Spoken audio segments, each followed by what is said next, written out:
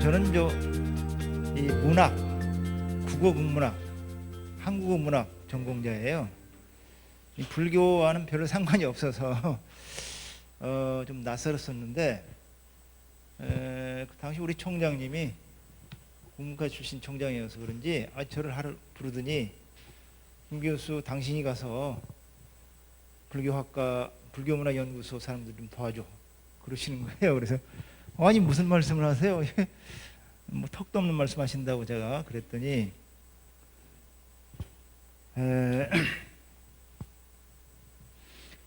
우리 학교가 이제 그 당시 이제 100년 바로 100주년이 되기 직전이었어요. 1906년에 명진학교라는 이름으로 출발을 했는데 2005년이니까 그때 2005년이니까 100주년을 기념해서 뭔가 좀 이렇게 100주년답게 뭘 행사를 해 가야 되는데 적어도 동국대학은 그 글 쓰는 사람들을 많이 생산했어요. 글 쓰는 사람들을. 여러분 뭐 조종래라는 분 아시죠? 예, 태백산맥 뭐 무슨 아리랑 이런 거 쓰신 분인데 그분이 저희 선배고요. 그분의 아버님이 그 유명한 조종현 스님이라고 어쩔 수 없이 이제 그 일제 때 상황이 그래서 이제 환속을 하신 것 같아요. 본래 스님이었어요. 그 등에 이제 태고종에서 계속 저기 하셨고요. 태고종 종종도 지내주셨는데 그 조종현 스님도 오늘 그 제가 말씀드릴 석전 스님의 제자입니다. 잘 배웠어요. 아끼는 제자였습니다. 대원함에서 잘 배우고 스님과는 이제 평소에도 주고받은 편지가 상당히 많이 남아 있을 정도로 이렇게 가깝게 지내셨다고 그래요. 어쨌든 인연이 많습니다. 그럼에도 불구하고 제가 국문과 입학을 해서 다니는 동안 딱 한 번인가 스님의 말하자면 석전이라는 분이 계셨다는 걸 들었어. 딱 한 번. 왜 이렇게 얘기가 안 됐는가는 나중에서야 이제 알게 됐는데 너무나 큰 분이었어요. 지금 보니까 너무 큰 분이었는데 너무 안 알려졌구나. 세상에 이럴 수가 있는가 싶을 정도로 이건 뭐 아마 이 얘기를 해보면 알겠습니다만 뭐 좀 접근해 보신 분들은 알겠습니다만 정말 큰 스님이세요. 정말 큰 스님이라는 말이 딱 어울리는 분. 근데 그거를 아무도 모른단 말이죠. 누구도 얘기하지 않고요. 얼마나 답답했어요, 제가. 나중에 이제 곰곰이 생각해 보니까 입학할 때 제가 들었던 것 같아요. 석전 스님에 대해서. 그때는 이제 누군 모르니까 그 미당 서정수 선생이 이 양반이 이제 우리가 대학을 다닐 때는 그 특별 교양 강연을 하셨습니다. 정규 시간이 9시인데 8시부터 1시간 동안 강당에서 전교 학생이 다 들어요. 그런 수업을 계속 하셨는데 그때 하셨던 것 같아요. 지나고 보니까 그때 뭐라고 그러셨냐면 그 석전이라고 하는 호에 대해서 이렇게 얘기를 하셨던 것 같습니다. 우리 선조들은 예를 들면 이름 하나를 지어도 그냥 짓지 않는다. 그것이 그 값을 할 만한 사람이 나타나면 대대로 이어질 수 있도록 그렇게 이름을 짓는다고 하면서 그때 생각해 보니까 아까도 뭡니까 우리 발표문에 조금 제가 썼습니다만 그 추사 김정이라는 분이 있었어요. 김정이라는 분이 글씨 잘 쓰는 분이요. 있었는데 그분이 이제 불교를 좀 잘 몰랐는데 자기가 글씨를 써야 되고 또 자기 학문을 해야 하다 보니까 불교를 건너뛸 수가 없었습니다. 왜냐하면 추사 김정희가 가장 좋아했던 사람이 누구냐면 중국의 송나라 때 소동파라는 사람이에요. 소동파 다 들어보셨을 거예요. 웬만하면은 이 소동파라는 사람이 굉장한 사람이거든요. 송나라를 대표하는 시인이고 문장가고 정치인이고 그렇습니다. 시로 말하면 당나라 때 두부가 있다면 송나라 때는 소동파가 있습니다. 그 정도로 유명한 분인데 이 양반이 불교를 아주 깊이 공부해서 좋은 시들을 많이 남겼거든요. 그러니까 소동파 같은 사람이 되고 싶었던 거예요. 추사 김정희가. 근데 조선시대에는 아시다시피 불교를 배척하고 선배들이 그런 시대 아닙니까? 그래서 아주 하대하고 얕보고 그랬는데 이 백파스님이라는 분하고 이제 얘기를 할 때 백파스님보다 좀 나이가 어려요. 추사가. 양반이라고 건방지게 함부로 스님한테 굴었죠, 사실은. 근데 나중에 스님한테 혼납니다만은. 그러니까 이 백파스님이 바로 여기 무장 사람입니다. 무장 사람이고 본래 양반가의 출신이고 공부를 열심히 하셔서 이 서른사로 이제 오셔서 이제 머리 깎고 스님이 되신 분인데 이분이 이제 지금 우리 석전 스님의 그 공부했던 구암사라고 순창에 가면 구암사라고 있습니다. 백양사에서 걸어서 한 2시간 정도 되는 곳인데 그 구암사에서 이제 백파 스님이 도를 닦고 선수행을 하고 그랬어요. 그래서 그 백파라는 분이 선도 잘하고 글도 잘하더라. 이것을 추사가 알게 됐어요. 알게 되어서 편지를 띄워서 이제 오가고 그랬는데 아주 그 말이 아주 거칠고 막 하대하고 그랬습니다. 그 마침 이제 추사가 제주도에 그 유배를 갔었는데 유배 갔다 풀려 나오면서 정읍 사거리에서 만나기로 했어요. 백파 스님하고 아무날 아무시에 여기를 지나가니까 백파 스님 당신이 나와서 기다리셔. 딱 그랬어요. 그래 알았다 하고 이제 그 시간 딱 갔어요. 갔는데 추사가 없는 거예요. 그래서 돌아와 버렸어요. 그러니까 그걸 추사가 이제 지나다가 백파 스님이 왔다 갔다는 걸 알고 어떻게 그 중이 말이야 그 양반이 올 때까지 기다려야지 그냥 갔냐고 하면서 화를 냈답니다. 그러고 그냥 갔대요. 그러니까 양반들이라는 게 체면을 중시하니까 그런 일을 벌이는 것 같습니다만 어쨌든 하여튼 그 조선독이 선논쟁을 하는데 그 논쟁을 할 때 추사가 뭘 알지도 못하면서 함부로 얘기를 했어요. 백파 스님한테. 그래서 나중에는 이제 뭐 다 수긍을 하고 백파 스님에게 이제 백파 스님 그 부도비 탑비를 여기 앞에 있죠. 대용대기 그거. 화엄정조 대용. 그거를 이제 써 주었죠. 그렇게 해서 빚을 갚고 속으로 이제 그랬겠죠. 미안하다고 생각했겠죠. 어쨌든 그런 백파 스님의 후손이 바로 우리 석전 스님이세요. 석전 스님이시고 물론 이제 몇 대 거칩니다. 그 백파 스님한테 추사가 호를 3개인가 지어주면서 넣어두시고 쓰세요. 그렇게 그랬는데 보니까 너무 큰 호예요. 그 호가 너무 큰 호여서 도저히 감당이 안 돼서 책상 속에 넣어두고 이거를 이제 유언을 남깁니다. 입장하실 때 이 호는 아무나 주지 말고 이거를 감당할 만한 한 사람한테 줘라. 그렇게 해서 이제 그 중에 만암이라는 호는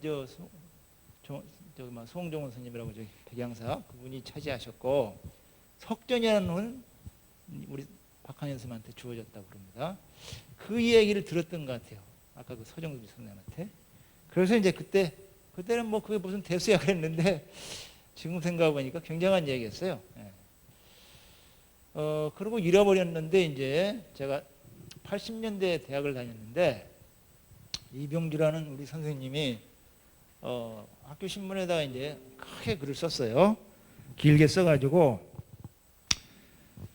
석전 스님이 어떤 분인가를 갖다 이제 개괄적으로 쓰셨는데 그때 기억을 이제 하게 됐고 굉장한 분이구나. 그런데 그 관련된 석전 스님 남긴 글들을 보니까 이 접근이 안 됩니다. 너무 어려워서 읽어낼 수가 없어요. 그래서 이제 그냥 뭐 이렇게 포기하고 있다가 제가 이제 대학을 졸업하고 교직에 갈 수 있었는데 안 가고 이제 말하자면 옛날 책들을 좀 제대로 한번 읽어보자. 그렇게 해서 그 서당을 갔어요. 취직을 하려고. 그래서 우리 어머님하고 우리 아버지, 우리 큰형님이 아주 그냥 의절할 정도로 그랬습니다. 제가 막내 아들인데 열심히 가르쳐 놓으니까 뭐 취직도 안 하고 도망가. 그래서 한 3년을 못 갔어요, 제가 제부를. 그럴 정도로. 어쨌든 이 시대 그 최고의 한학자한테 가서 3년 동안 밥 먹고 그것만 읽고 해서 이제 그렇게 하고 봐도 잘 안 보여요. 석전 선생님 글이 굉장히 어렵습니다. 한문으로 쓰인 것이 대부분이고 한문에 뭡니까? 한글 토를 다른 거 그 글들이 더 어려워요, 사실은. 그래서 그냥 애를 먹었는데 그리고 덮어버렸어요, 사실. 덮어버리고 이런저런 공부를 하다가 아까 그 총장님한테 부름을 받아서 갔더니 김 교수가 특별한 일을 좀 해서 그때 이제 우리 대학에 그 불교문화연구소라고 있었습니다. 그 불교문화연구소는 우리나라에서 인문학 연구소로 굉장히 오래됐고 권위가 있는 연구소였는데 2000년대 들어와서 갑자기 이제 상대적으로 다른 연세대학이나 고려대학이나 뭐 서울대에 있는 그만한 연구소들이 많이 커버렸어요. 근데 불교문화연구소는 너무 그대로 있으니까 이거 이래가지고 되겠냐? 대체 어느 대학인데 말이야 이따위로 놔줄 수 있냐? 김 교수 자네가 가가지고 뭐 프로젝트를 한번 큰 거 해봐라. 이렇게 해서 이제 그때 아이디어를 낸 게 이제 그 근대 동아시아의 그 불교 문화 그걸 가지고 이제 프로젝트를 해서 9년짜리 이제 프로젝트를 땄습니다. 9년 동안 계속. 예. 그래서 그때 제가 이제 한국 팀장을 만나서 알아야 면접을 한다고 모르니까 그때부터 이제 석전을 보기 시작했습니다. 석전 스님이 남겨놓은 글 그리고 아끼는 만해 한용운 스님 글 그 주변 글들을 읽어나가 보니까 근대에 스님들이 많이 계셨지만 학승으로 따지면 우리 석전 스님을 능가하거나 범접할 분이 아무도 없어요. 제가 볼 때는 지금까지 볼 때는 함부로 얘기해서 안 됩니다만은 용성 스님도 계시고 뭐 다 계셔요. 그런데 그 깊이와 폭 그리고 혁신성 이것은 누구도 따라갈 수도 없고요. 그 예지력이나 현실을 보는 눈이나 그건 누구도 따를 수 없다고 저는 생각합니다. 석전 스님이 전강한 제자가 3분 계시는데 봉선사에 계시던 운호 스님이라고 있어요. 운호 스님은 이제 그 역경원을 만들어서 불서를 많이 이제 한글 대장도 쉽게 볼 수 있도록 하신 분이죠. 그 운호 스님이 계시고 그 다음에 운기 스님이라고 계셔요. 운기 스님이 이제 맞상제나 다름없었어요. 사실 운호 스님은 연세가 들고 그 대원하면서 공부를 하셨습니다만은 전강이라기보다는 이제 그 독립운동을 열심히 하시다 보니까 일제의 어떤 그런 눈 때문에 말하자면 스님과 이제 긴밀하게 모르게는 했지만 뭐 드러내놓고 저기 할 수가 없어서 어쨌든 간에 그래도 운호 스님이 첫 번째고 그 다음에 운기 스님이고 운성 스님이라고 계셨어요. 운성 스님이 80년 전후에 그 석전 스님에 대한 전기를 써요. 석전 스님을 말년에 20년 동안 모셨어요. 운호 스님이. 그러니까 운호 스님이 아니라 운성 스님이라는 분이 잘 아시겠죠. 잘 아시겠죠. 20년 동안 모셨으니까 1920년대 후반에서 석전 스님이 그 48년대에 입적하셨으니까 거의 한 20년 가까이 모셔서 그 글을 보면 우리 석전 스님이 어떤 스님인가를 알 수 있습니다. 알 수 있어요. 그러니까 가까이서 본 사람 그리고 그 스님과 동시대 사람 같은 시대를 살았던 사람들의 증언이 굉장히 중요하죠. 그래서 이제 제가 오늘 말씀드릴 것도 1910년대 그러니까 석전 스님 연세로 그 70년생이니까 1870년생이니까 1910년이면은 40대입니다. 40대 중반에 스님이 제일 그 엄청난 글들을 썼어요, 사실은. 많이도 썼고 그때 이제 요새는 뭐 잡지가 흔해 빠졌습니다만 불교 잡지는 딱 하나 나왔어요. 한 종이 나왔는데 거기에 제일 글을 많이 쓰신 분이 누구? 우리 석전 스님이세요. 1912년에 그 발행된 조선 불교월보라는 게 있는데 그게 이제 19호까지 발행했습니다만 거기에 무려 50편 가까이 글을 쓰고요. 19호 중에 그러니까 한 호에 얼마나 많이 썼겠어요? 많이 썼겠죠. 물론 생각하면 그 다음에 이제 뭐 대여섯 편 막 씁니다. 그리고 당신이 이제 그 조선 불교월보가 이제 일제가 압력을 폐간이 됩니다. 그래서 그것을 다시 이어받아 가지고 제호를 바꿔서 해동 불보라는 잡지를 만들어서 거기에 또 8호를 내는데 거기다도 또 한 50편 가까이 글을 써요. 굉장히 많이 쓰는 거죠. 혼자 다 하셨어요, 거의 뭐. 그러니까 그 글들의 내용이라는 게 시체말로 장난이 아닙니다. 엄청나요.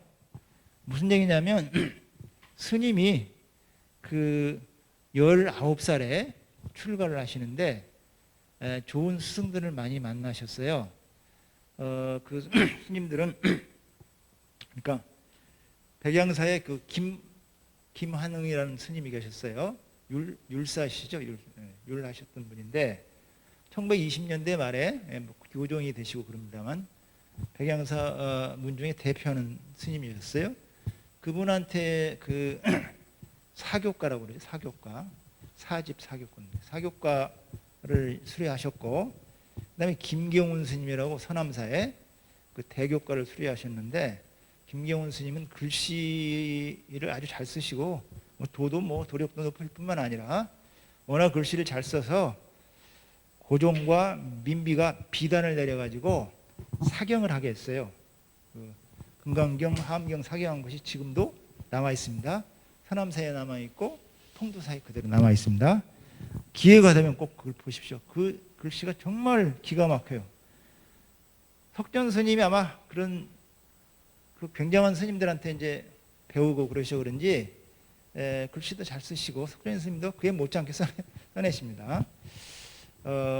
김경훈 스님도 워낙 뛰어난 스님이서 그런지 그 큰 스님이니까 큰 스님을 또 이렇게 딱 제자를 들 수 있는 거예요. 아무나 큰 그 제자를 못 기릅니다. 그리고 이제 법을 이어준 그 서류 스님이라고 있어요.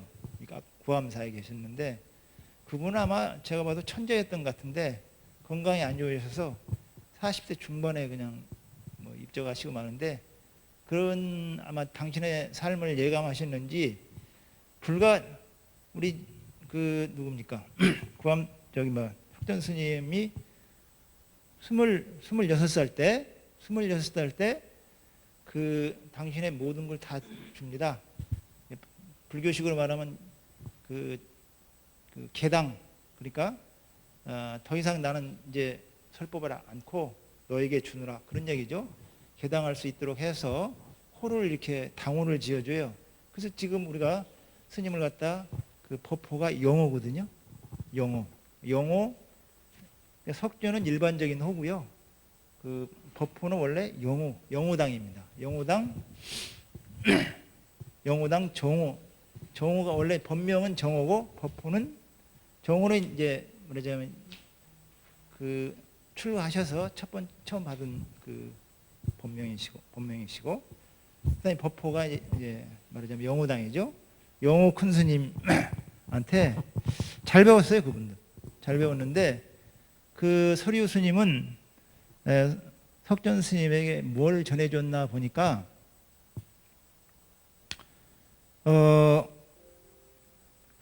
책을 많이 읽어야 된다. 불서를 뿐만 아니라 이 세상에 있는 책들은 가능하면 많이 읽고 또 세상 밖으로 가서 많은 사람들을 만나봐라. 뭐 그런 분이에요. 그러니까 절집에만 이렇게 숨어 있지 말고 나와서 열심히 공부해 가지고 그러니까 그 절집에서 배운 그 공부와 세상 공부를 갖다 이렇게 비교해 가면서 가져다 쓸 건 쓰고 뭐 이런 것들을 배우신 것 같아요. 스님이 그 1895년에 이제 개당을 하는데 그때가 언제입니까? 갑오 경장이 일어날 때예요. 이제 그때야 이제 바로 그 다음年인가 이제 그 스님들이 서울에도 갈 수 있었어요. 그 전까지는 서울을 갈 수 없었습니다. 그러니까 입경을 금지시켰죠. 그러니까 조선시대는 불교가 이제 하대를 받아서 어쩔 수 없이 뭐 그럴 수밖에 없어요. 그렇게 지내던 시절이에요. 이게 잘 보입니까? 저는 잘 안 보여서. 네, 그걸 참고하셔도 좋습니다. 네. 자, 그러니까 이 설이라는 스님이 그 말하자면 스님이라고 해서 산중에만 살 게 아니고 이 세속이든 산중이든 가지 말고 많이 보고 많이 공부해서 잘 쓰면 된다. 뭐 이렇게 이제 가르침을 준 것 같아요. 그래서 그런 가르침을 가지고 있다가 이제 서울에도 들어갈 수 있고 또 이제 왕래가 좀 자유로워지면서 물론 이제 스님이 이제 전통식으로 그 1895년부터 1903년까지 전국의 강원은 대부분 다 다닙니다. 그러니까 큰 강원이라고 생긴 데는 다 다녀요. 가고 싶어서 가는 게 아니고 초청 받아가지고 여기 나옵니다. 네.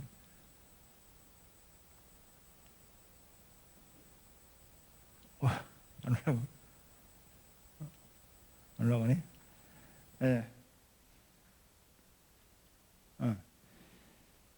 저기도 나오지만 경상도에 대원사라고 있어요.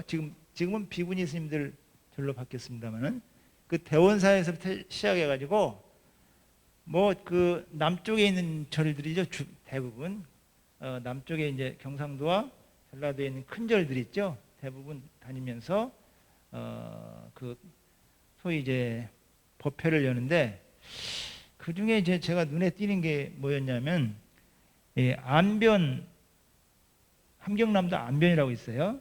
그 서광사를 그 출가해서도 그 은사 스님하고 그 스님하고 금산 스님인데 그분하고 거기를 자주 가요. 지금은 뭐 교통이 좋아서 그렇게 뭡니까? 그냥 뭐 기차 타고 가면 되는데 그때는 다 뭐예요? 걸어 다녔어요. 걸어 다니는데도 불구하고 그 자주 가요 거기를.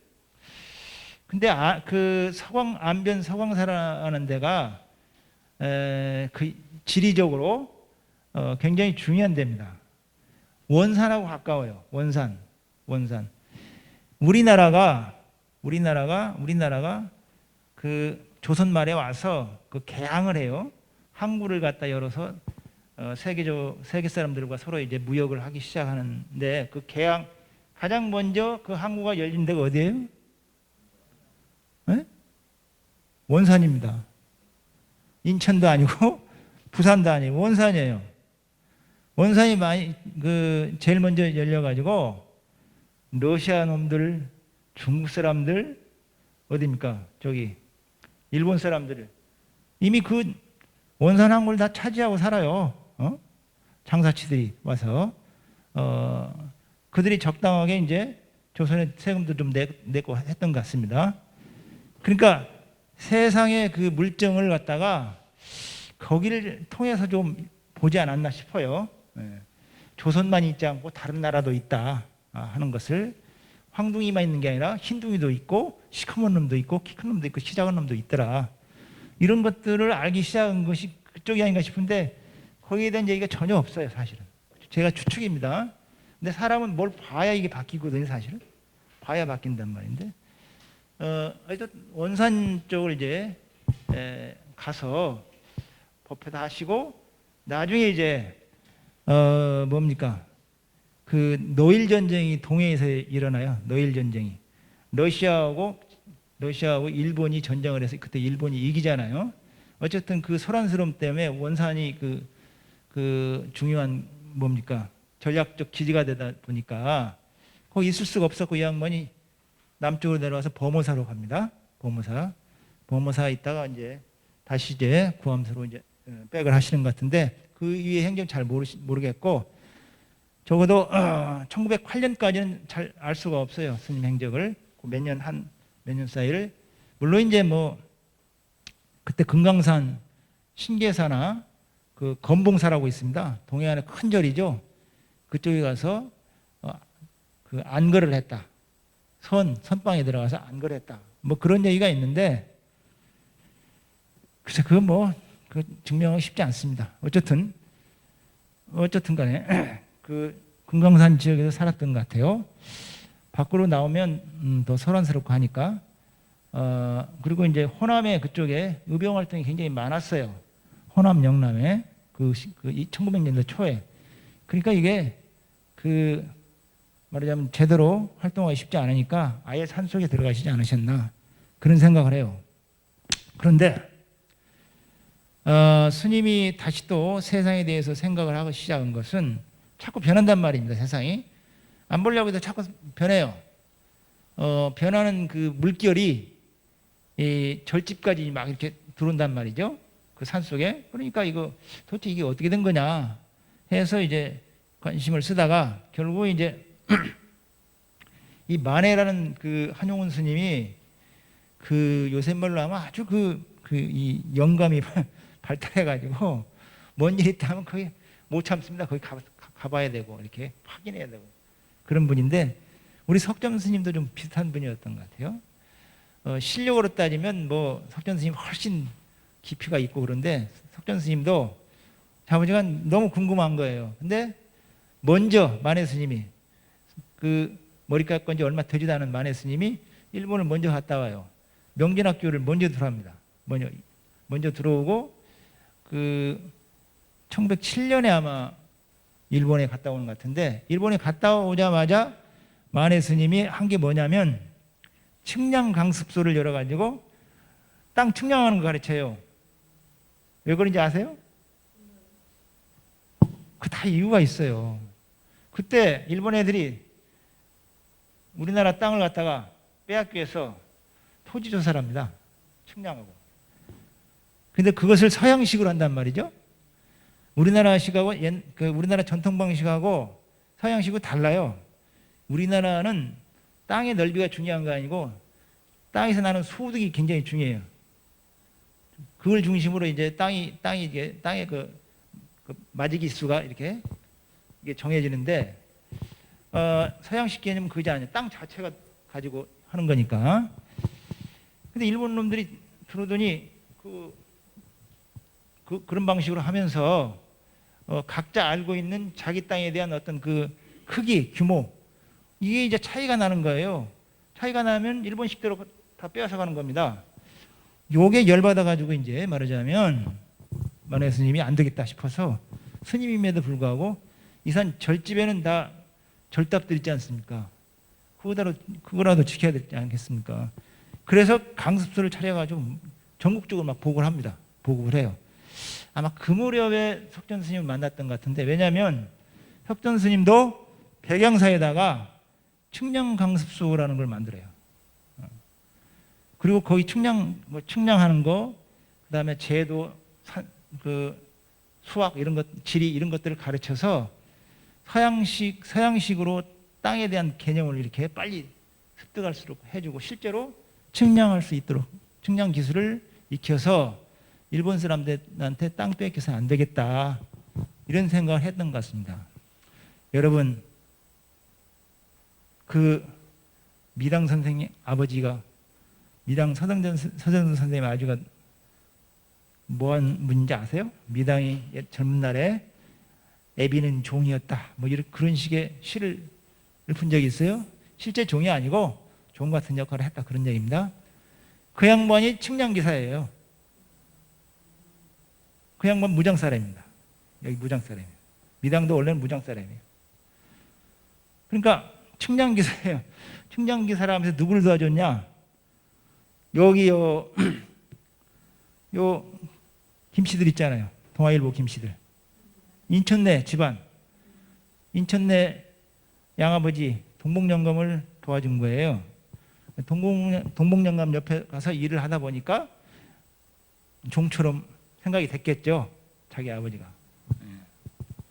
그러니까 측량 기술은 그런 거예요. 그때는 잘 나갔어요. 그러니까 그런 기술을 가지게 되면 아무래도 땅 뺏기니까 땅을 찾을 수 있을 거 아니에요.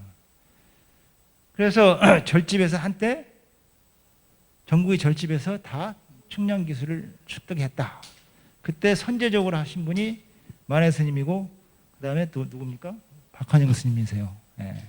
그렇게 해서 뿐만 아니라 이제 신식학교를 절에서 세워요. 신식학교를 스님들뿐만 아니라 일반인도 공부할 수 있도록, 그게 광성광숙이라고 그럽니다. 예. 그게 1900 아마 늦어도 9년 정도에 설립하지 않았나 싶고 그렇습니다. 1910년대까지 계속 진행이 됐다고 그럽니다. 자, 이렇게 해서 이제 스님이 이제 그 서울로 오게 되는데, 그게 1908년이에요. 8년인데 세상이 시끄럽고 하니까 도저히 가만히 있을 수 없어서 어떻게든 좌우지간 불교가 대응을 해야 되는데, 스님들이 깊은 산속에서 수도나 하지 책을 안 봅니다. 또 세상을 모른 척해요. 그저 세월 지나가면 다 왔다 가겠지, 이렇게만 생각해버린 거예요. 그때 세월은 그때가 아니었거든요. 옛날 방식의 세월이 아니었어요. 그 당시 시점의 변화는 완전히 뒤엎는 거란 말이죠.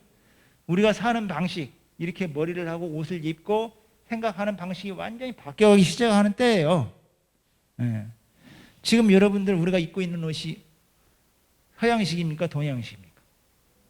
서양식이잖아요. 서양식의 옷을 입고 있을 뿐만 아니라 뭐예요? 생각까지도 다 서양식이에요, 지금. 예. 그렇게 막 바꿔가기 시작할 때예요. 그게 어떻게 보면 그게 편할지도 모르겠는데, 사실은 편하긴 한데 갈수록 인정머리가 없어져 가죠, 세상에. 예? 인정머리 없어져 가요. 그것은 동아시아 사람들이 가진 그 말하자면 생각이나 그 뭐죠? 삶을 살아가는 그 태도나 이런 것들이 서양과 우리가 다르기 때문에 그런 거예요. 쉽게 안 없어져요. 어쨌든 만해 스님이나 석전 스님은 불교 공부를 확실하게 했습니다. 잘했어요. 또 최고의 스승들을, 그 시대로 치면 최고의 스승들을 만나서 공부를 했어요. 그게 얼마나 다행인지 몰라요. 그러니까 절집의 스님들이 그 무시를 당하면서도 제자 키우는 데는 돈을 안 아꼈어요. 제자 키우는 데는 돈을 안 아꼈습니다. 그것은 제가 하는 말이 아니고 스님들이 다 하는 말이에요. 제자를 키우는 데는 뭐 천금을 들여서라도 키우려고 노력을 했던 것입니다. 많은 스님이 뭐 별 볼 일 없는 사람이었어요. 스님들이 그렇게 키워낸 겁니다, 사실은. 그러니까 어떤, 예를 들면 경전을 하나 배울 때마다 능엄경의 최고, 뭐 화엄경의 최고, 하나씩 끝날 때마다 그런 분들한테 보내가지고 공부를 시킨다는 말입니다.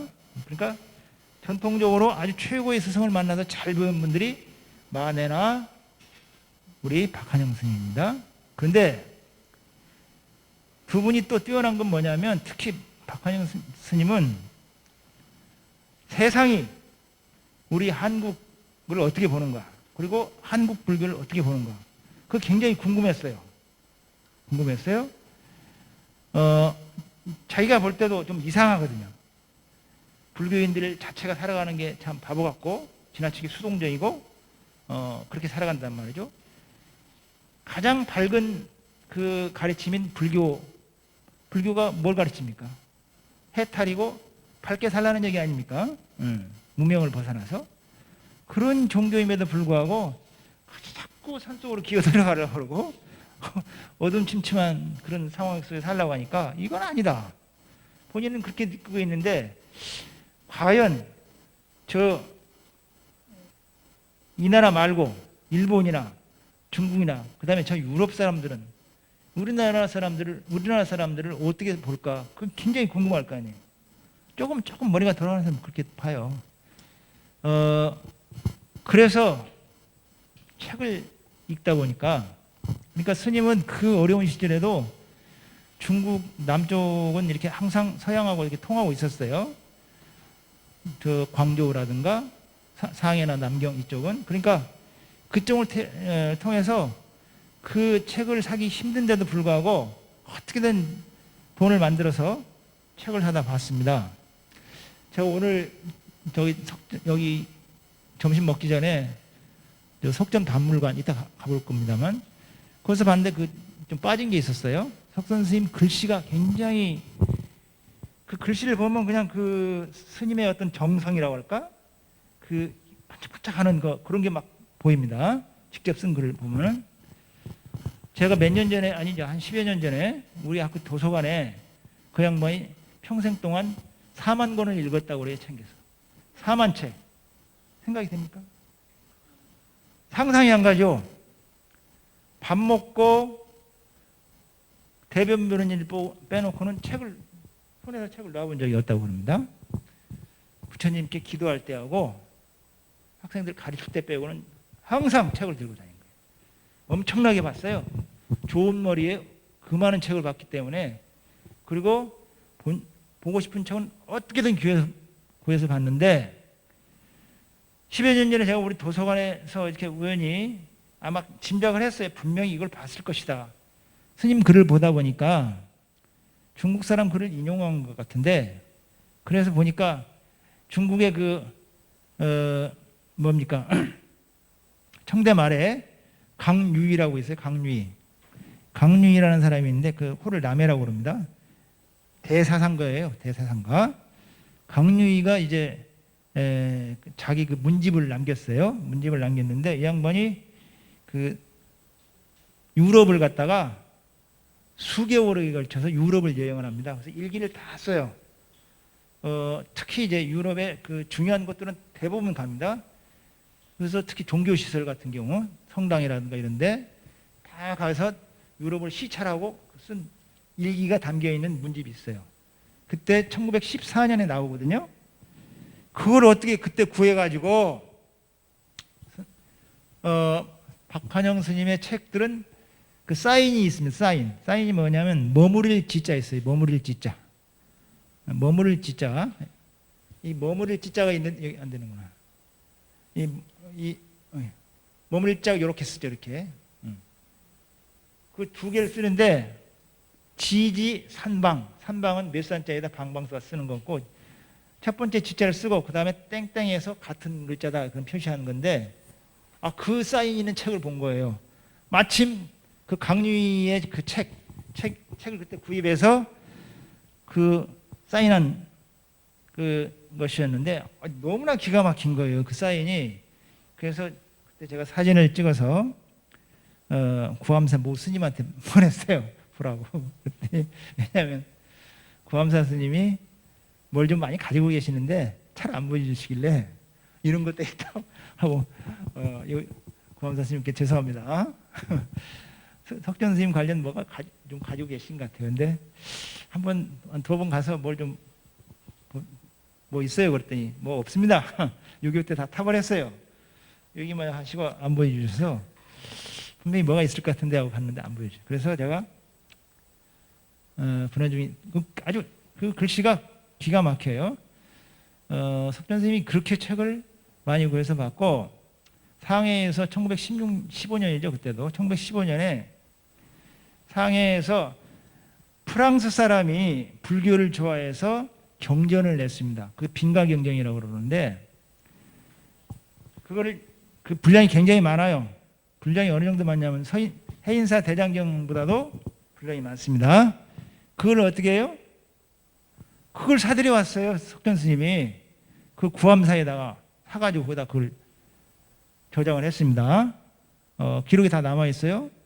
아마 이제 배로 목포까지 가져오고 목포에서 어떻게 이제 그 호남선을 가져왔는지 어찌는 잘 모르겠습니다만은 1915년에 그 구암사 산중까지 그 수십 상자의 그 대장경을 갖다가 이렇게 모셨습니다. 하여튼 대단한 분이에요. 하여튼 장경 책 종류라면 뭐 그 욕심이 한도 끝도 없었을 분 같아요. 집착이 아니라 보고 싶은 겁니다. 새로운 곳이 있을까 봐 보고 싶어서 그런 거죠. 어쨌간에 엄청난 책을 읽어서 지식을 많이 쌓았고 그걸 가만 놔두지 않습니다. 자, 제가 이게 그 절집에 와서 강연을 할 때는 항상 제가 공자 앞에서 문자 쓰는 격으로 좀 그래요. 사실 오기 전에 좀 뭘 좀 폭발적으로 얘기를 하고 싶었는데 감히 못하겠어요. 스님 계셔서 석전 스님의 그 탑비 보신 적 있어요? 여기 있죠? 예. 탑비를 보면은 화엄종주라는 말이 나옵니다. 화엄종주. 화엄 쪽을 이어받아서 최고의 경지에 오른 분이다. 그런 분이거든요. 불교 중에서도 화엄 사상. 그런 분인데 석전 스님은 화엄이든지 그것이 뭐든지 모르는 게 없었을 거예요. 제가 볼 때는. 근데 화엄만 갖고 얘기할 수가 없어요. 왜 그런 생각을 했냐면 석전 스님이 1910년대에 남겨놓은 수십 편, 아니 100여 편 이상의 글을 보면은 화엄에 대해서는 별로 얘기를 안 나눕니다. 안 해요. 그런데 그 탑비에 그렇게 써놓다 보니까 죄다 그렇게 그쪽만 얘기를 해요. 선악과 화엄정에 뛰어났던 분이다. 뭐 이렇게 해가지고 사실 학승인데 선승은 아니에요. 그럼에도 불구하고 선에 대해서 스님만큼 많이 이해한 사람이 없다고 그럽니다.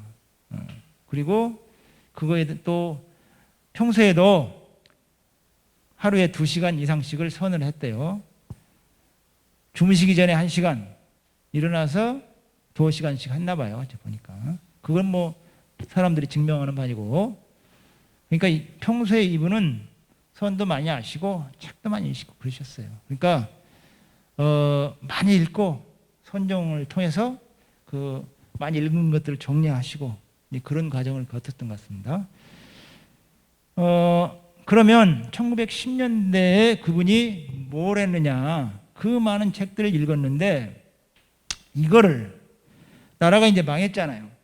일본한테 강제로 망해버려서 처음에 이제 이회광이라는 분이 스님이죠. 해인사 출신 스님이 우리나라 불교를 갖다가 일본 불교 밑에다 두려는 그런 밀약서를 맺었어요. 일본 쪽하고. 일본 선종이죠. 조동동이라고. 조동종이 선종 일종인데 거기하고 이렇게 거기 밑으로 들어가기로 이렇게 밀약을 맺은 그걸 알고서 스님이 이렇게 화가 나가지고 만해 스님 또 그 전라도 쪽의 스님들 다 모으고 경상도 스님들 다 모아가지고 임재종을 세워서 우리 조선불교는 다 임재종 계통이었다. 응? 같은 선종이라도 조동종은 아니다. 이걸 내세워가지고 그 임재종 운동을 해가지고 그걸 제지합니다. 그런데 이제 일본 사람들이 일본 총독부 애들이 사찰령을 내려가지고 기존에 있던 이해왕파의 어떤 그 원종 계통하고 임재종도 다 무시를 해버렸어요. 일본식 자기들이 만든 사찰령으로, 사찰에 대한 그 법규로 총독이 주지를 임명하는 그런 꼴이 나버렸습니다. 그러니까 종교가 완전히 행정의 집권자의 어떤 그런 손아귀에 들어가 버린 거죠. 그런 꼴이 되어버린 게 사찰령이에요. 그러니까 무사가 되어버렸어요. 어쨌든 그러고 나서 이제 어떻게 할 것인가. 그때 한용운 스님이 이제 불교 신론을 써서 어떻게 하자 그랬습니다만, 스님은 주장도 좋고 당시도 또 그런 주장을 하고 계시고, 뭔가 우리가 무식하고 우리가 잘 모르고 힘이 없으니까 뭘 당하는지도 모른다, 이렇게 생각하신 거예요. 그래서 마리 스님들이 머리 깎았지 공부를 안 하신 거다. 선종하시는 분들은 그냥 앉아서 참선만 하시지 안 보니까 세상 어떻게 돌아가는지 모르는 거예요. 그래서는 안 되겠다. 뭐 그럴 사람도 필요하긴 하지만, 그래서 교육으로 좀 바꿔야 되겠다. 교육으로. 그래서 이분이 일본 쪽 그 뭡니까, 식민지 통치하는 그 세력에 대항해서 이제 조선 사람들이 30개 본사가 있거든요. 본사 주지연합회를 갖다가 만들어서 대항을 합니다만, 그건 이미 일본 사람들의 손아귀에 들어간 거예요. 어쩔 수 없이 이제 요구할 건 요구합니다만 잘 안 들어줍니다만, 교육기관 하나 만들어 달라 요청을 했어요. 말하자면 요즘처럼 대학. 그렇게 해서 그걸 끌어냅니다. 그래서 세워진 것이 불교 중앙학림인데, 지금 동국대학교 전신이죠. 명진학교가 그렇게 이어집니다. 그게 우리나라에서 최초 4년제 대학입니다. 예과 1년이 있고 본과가 3년이 있어요. 여러분들 전혀 모르시죠? 동국대학이 우리나라에서 최초로 4년제 대학을 세운 나라예요. 세운 학교예요. 그런데 그걸 아무도 몰라요. 교과과정이 다 나와 있어요. 그게. 교과과정을 이제 근대식으로 완전히 바뀌는 겁니다. 전통 강원식이 아니라 불교 파트 외에 무슨 뭐 역사, 문학, 지리 다 있어요. 과학, 뭐 이과도 있고 다 배웁니다. 다 배우는데, 스님들이 주로 배우는데, 불교 파트만은 스님이 이제 교과 과정을 만들었는데 그게 변화가 크게 일어났어요. 전통 강원에서 하던 방식이 아니고 그 전통 방식에다가 기초를 갖다 전혀 다른 거예요. 전혀 다른 걸 이렇게 깔아요. 전혀 다른 게 아니라 그게 맞죠, 사실은. 그러니까 요즘으로 치면 유식학 있잖아요. 유식학. 명상 같은 것들 거의 다 같은 길을 대고 있습니다만, 유식학을 굉장히 강조합니다. 여러분, 우리나라 불교가 가장 빛날 때가 7세기입니다. 7세기에 어떤 스님이 계셨습니까? 의상대사, 또 원효 스님, 예. 그리고 중국에 가서 활동한 누가 있어요? 현장 스님 못지않은 스님, 원축 스님이 계셨어요. 원축이라는 분. 원축 스님이 원래 뭐예요? 바로 그 법상종 그쪽에 유식학을 공부하셨어요. 그래서 현장이 깜짝 놀랐어요. 현장의 제일 제자인 규기가 시기할 정도로. 그리고 신라 사람이라 해가지고 뭐 현장 스님이 강의에 못 들어오게 했답니다. 그래서 도강을 했다, 뭐 이런 말이 있죠. 어쨌든 그 유식학으로 최고의 경제 관문이 바로 원축 스님이에요. 근데 그 유식학을 하려면 뭐가 필요하느냐? 불교 논리학이 필요해요. 그게 인명학이라는 건데, 그걸 꼭 반드시 해야 되고, 반드시 해야 됩니다. 그거에 대한 주석서를 남긴 분이 신라시대 원효 스님, 원축 스님, 태연 스님, 그 몇몇 분들이에요. 모두 다 그 유식 쪽을 공부하신 분들입니다. 유식이라고 하는 것은 우리의 마음에 모든 게 마음이다, 그런 얘기죠. 우리가 말하자면 아는 것만이 그것이다, 뭐 이런 얘기예요. 그런데 그러면 1910년대 왜 유식학을 스님이 주장했을까? 그리고 교과 과정에 반영을 해서 이걸 반드시 배우고 그 뒤로 뭐 무슨 화엄을 배우건 뭐 능엄경을 배우건 배워라 이거예요.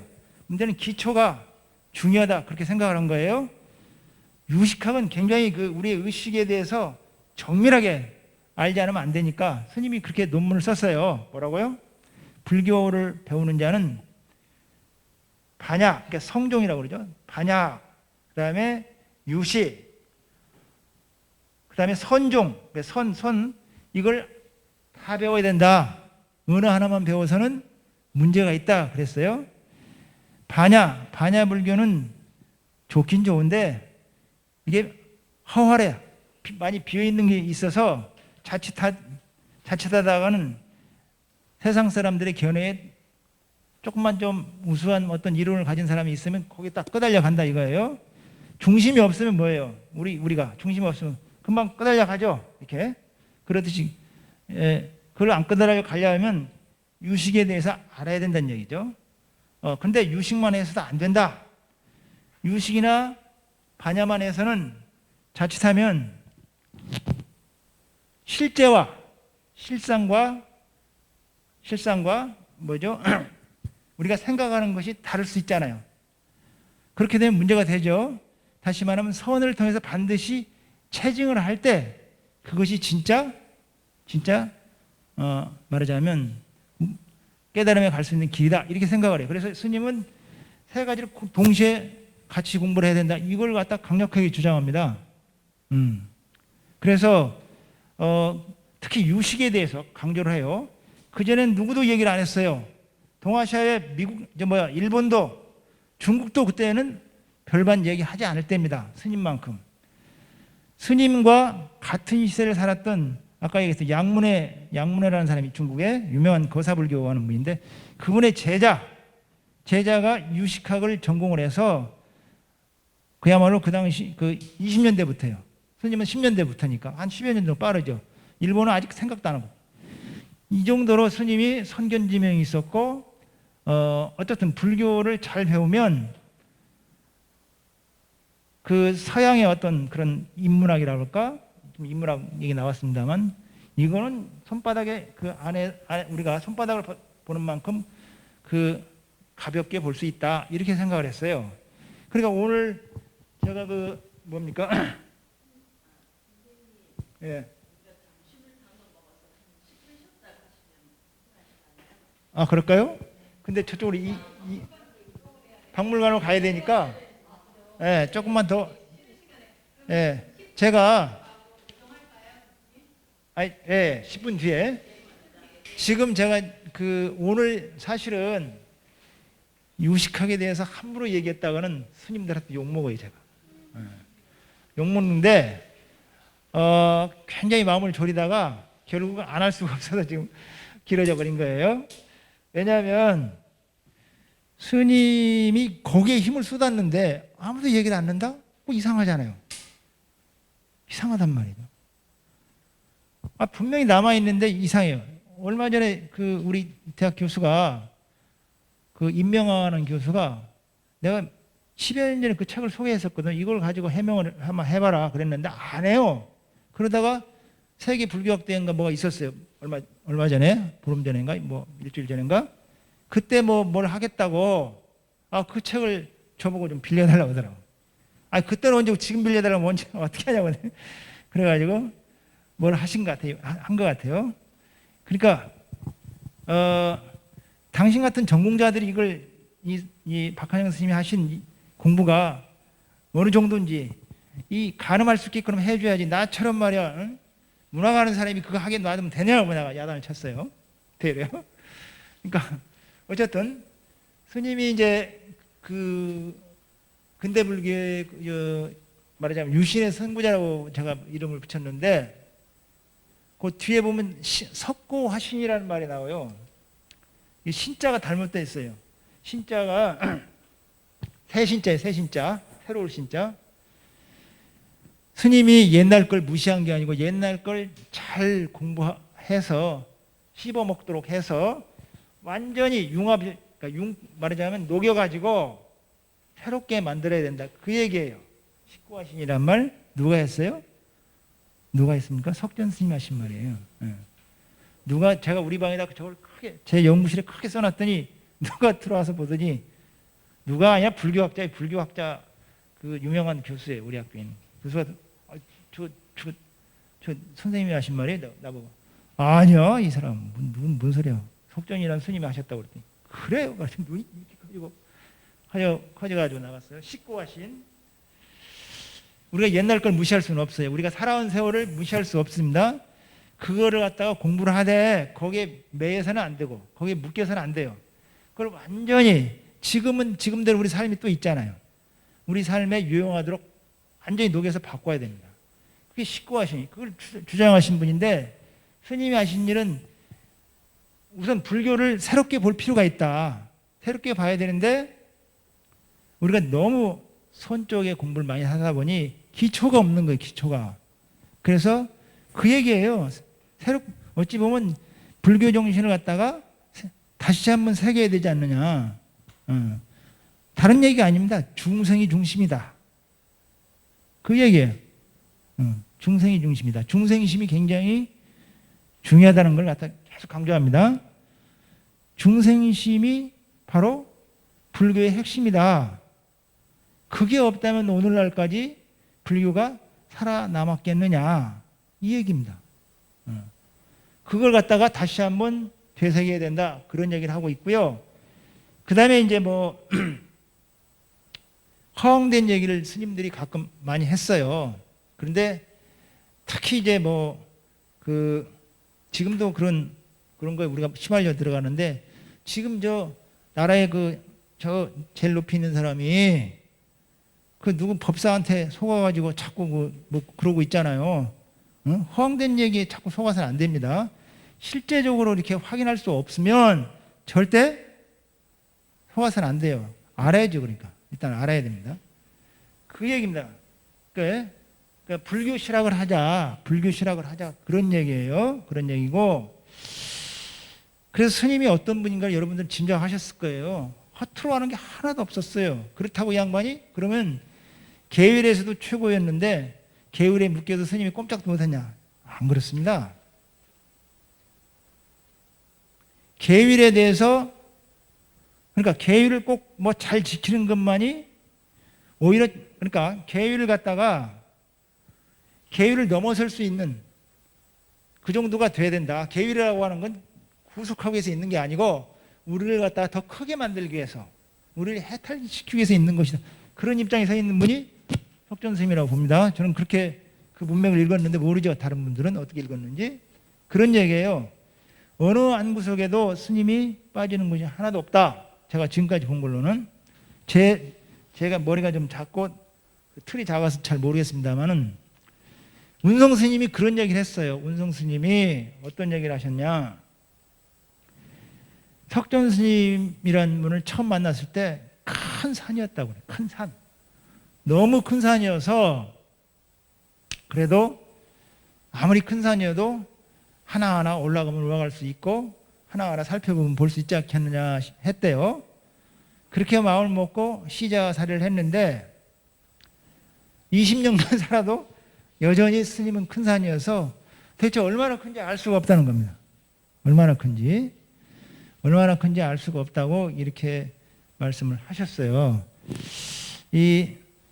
그 짧은 시간에 모든 걸 스님에 대해서 다 말할 수도 없거니와 또 제가 다 알지도 못합니다. 다만 시간이 지금 얼마 남지 않아서 여기가 지금 선운사잖아요. 선운사인데 스님이 선운산 도술사에 대해서 아까 뭐 지장무사를 뭡니까 이야기하셨는데 시를 긴 시 한 편을 지어놨어요. 근데 지어놨는데 그 시를 거기는 없어요. 제가 못 빠뜨려 버렸는데 오늘 여기다는 적어놨습니다. 요겁니다. 여기 선운사 여기 나오죠. 도솔산이라고 나옵니다. 여기 선운산 도솔산 1915년에 여기 지나가면서 지은 시인데 시가 참 좋아요. 제가 한번 보입니까? 보여요? 보이면 한번 읽어보실래요? 제가 읽어볼게요. 원문 놔두고 그냥 번역을 제가 좀 해봤어요. 여러분들이 이해할지 모르시겠는데 아마 가능하면 쉽게 제가 번역을 해왔습니다. 바다와 산이 꺾이고 다시 깊은 곳 맑은 시내 4-5번 건너가는데 꾀꼬리가 숲속에서 노래를 하고 길엔 마침 푸른 향기 가득하구나. 기묘하고 높은 탑들 겹겹이 있고 그 입에 도사람이 자리 잡았네. 은자의 피리소리 호련 들리고, 오늘 아까 석정 선생님 저기 가니까 은자 같은 분이 한 분 계시더라고요. 서른산 중간봉 화산과 같아 끈긴 누나 삼태성에 접해 있도다. 높다란 산봉우리 잡기 어렵고 종소리 경새소리 쟁쟁 울린다. 하늘음악 관공에서 울려대더니 옛 골짝 용머리를 일으키누나. 늙은 스님 선정에서 깨어나서는 발 밖으로 나와서 서성이누나. 어느 누가 10길 부처를 10길이나 된 부처를 세워놓았나. 저기 지금 아까 그 부처, 예, 그 마이블 말씀하시죠. 그 이마에서 광선을 쏘는 것 같네. 이마에 뭐 있었죠? 호가 있었죠. 쏘는 것 같네. 큰 소나무 스스로 구부렸다가 구름에 고추 솟아 출렁이누나. 걸어서 용문으로 올라가 보니, 용문 있습니까 여기? 네, 있나 봐요. 못 가봤어 제가. 한번 가보고 싶습니다. 바위 형세가 빼어나고 웅장하도다. 물의 신이 크게도 웃는 것 같고 신령으로 변상도 있잖아요. 변상도를 올린 듯하다. 맑은 샘은 푸른 굿을 뿜는 것 같고 만구멍 서러움에 울리는구나. 옷을 걷고 정상에 올라서 보니 붉은 햇살 만층으로 굽이치느라. 이거 좀 새겨가지고 저기다 실었으면 좋겠어요. 네. 저 안 보이더라고요. 석전 기념관에다가 첫 기절, 예,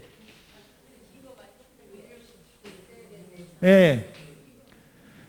선운산 위 도솔사 그런 얘기예요. 사실은 바다산이 꺾이고 올라가면 그렇게 보이나 봐요. 스님은 네? 저거요? 그렇게 하시죠. 저 우리 염 선생님한테 제가 부탁하십시오. 제가 넣고 하겠습니다. 시가 괜찮습니다. 뭐 병풍의 세계도 좋고 그런 시예요. 자, 그러면 나머지 할 얘기가 많은데 저기 가서 또 할 얘기가 있으니까 이 정도로 마치겠습니다. 예.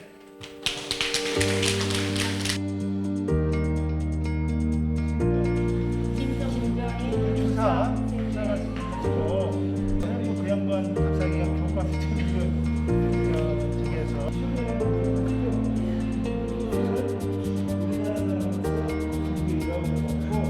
우리나라의 최초의 서양화가 성경기술학교 나왔고요.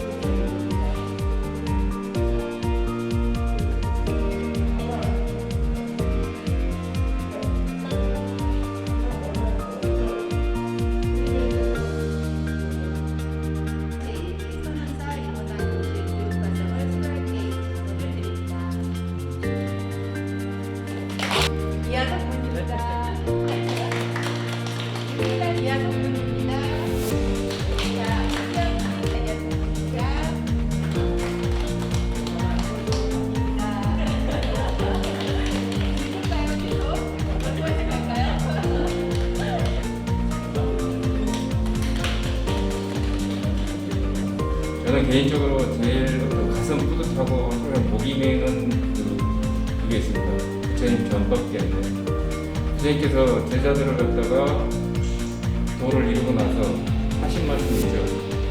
비구들이여 그대들은 편안함을 얻었다.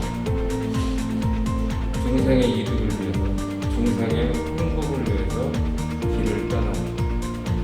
전 그 말이 지금도 늘 그렇지만 항상 와닿습니다.